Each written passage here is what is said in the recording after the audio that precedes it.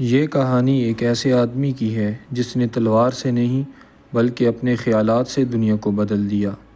وہ نہ کوئی جنگجو تھا اور نہ ہی بادشاہ، لیکن اس کے الفاظ نے بڑے بڑے حکمرانوں کو سوچنے پر مجبور کر دیا۔ اس کا نام تھا افلاطون۔ افلاطون وہ شخص تھا جس نے ہمیں یہ سمجھایا کہ اصل دنیا وہ نہیں جو ہم آنکھوں سے دیکھتے ہیں، بلکہ وہ جو دماغ اور عقل سے سمجھی جاتی ہے۔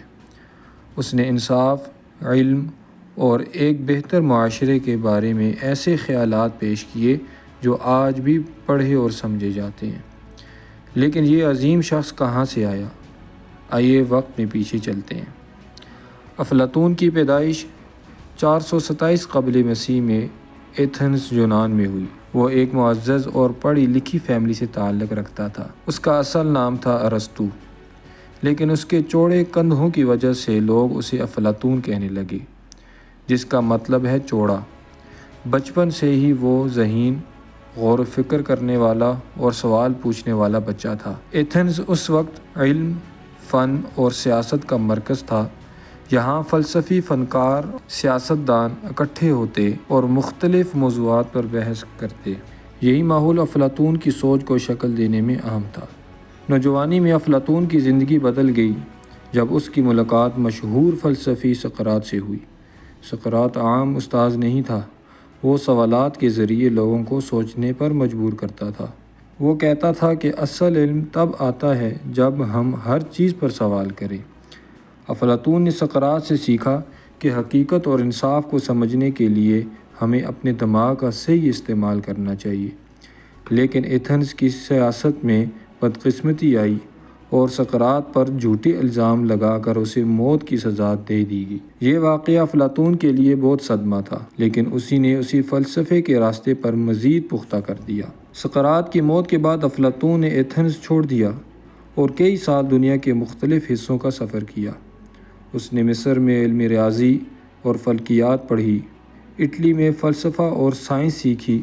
یہ سب علم اس نے اپنی سوچ میں شامل کیا اور اپنے نظریات کو مزید گہرا کیا۔ ایتھنز واپس آ کر 387 قبل مسیح میں افلاطون نے اکیڈمی قائم کی۔ یہ ایک اسکول تھا جہاں فلسفہ، ریاضی، سائنس، اخلاقیات اور سیاست پڑھائی جاتی تھی۔ یہاں مکالمے کے ذریعے سکھایا جاتا تھا، یعنی سوال جواب اور بحث کے ذریعے علم حاصل کیا جاتا تھا۔ اکیڈمی میں ایک نوجوان شاگرد بھی آیا جو بعد میں مشہور ہوا۔ ارسطو اکیڈمی صدیوں تک علم کا مرکز رہی اور دنیا بھر سے لوگ یہاں پڑھنے آتے تھے۔ افلاطون کو ایک موقع ملا کہ وہ اپنے فلسفے کو عملی طور پر آزما سکے۔ سسلیا کے ایک نوجوان بادشاہ نے اسے بلایا تاکہ وہ اس کی رہنمائی کرے۔ افلاطون گیا، لیکن وہاں سیاست میں سازشیں اور طاقت میں لڑائی زیادہ تھی۔ بادشاہ فلسفہ سننے سے زیادہ اپنی طاقت بچانے میں دلچسپی رکھتا تھا۔ افلاطون کے نظریات وہاں کامیاب نہ ہو سکے اور وہ مشکلات میں پھنس گیا، حتیٰ کہ قید بھی ہوئی۔ بالآخر وہ واپس ایتھنز آ گیا اور سیاست چھوڑ کر دوبارہ تعلیم اور تحریر پر توجہ دی۔ اپنی زندگی کے آخری برسوں میں افلاطون نے مزید کتابیں لکھیں، جن میں جمہوریہ اور قوانین مشہور ہیں۔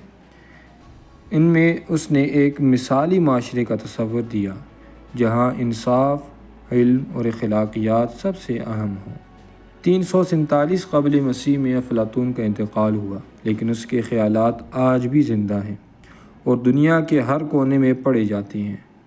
وہ اس بات کا ثبوت ہے کہ الفاظ اور سوچ کی طاقت تلوار اور سلطنت سے کہیں زیادہ مضبوط ہوتی ہے۔